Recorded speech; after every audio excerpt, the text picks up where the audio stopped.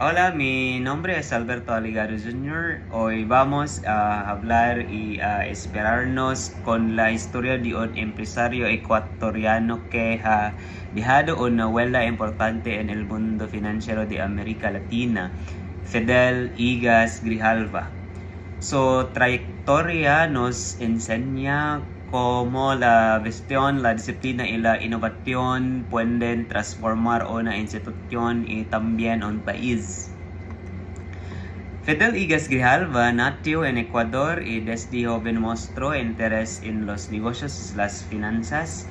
A lo largo de su carrera sin vínculo desarrollo del sector bancario, especialmente con el crecimiento del grupo financiero Pichincha, una de las instituciones más importantes del país. Su visión se centró en modernizar los servicios financieros y acercarlos a más personas, especialmente a quienes antes no tenían acceso a la banca.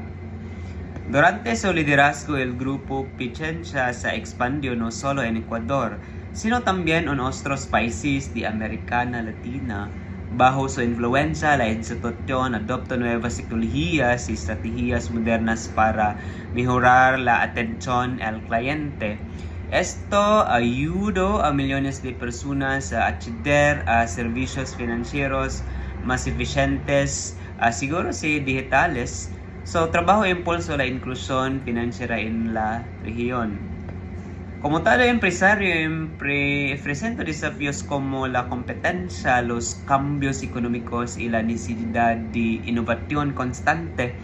Sin embargo, su capacidad para adaptarse y tomar decisiones estratégicas fue clave para mantener el crecimiento de la organización. Su historia demuestra que el liderazgo no solo se trata de dirigir, sino también de evolucionar con el tiempo.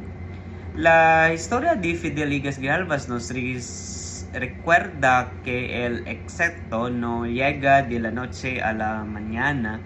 Requiere gestión a largo plazo, esfuerzo constante y compromiso con la sociedad.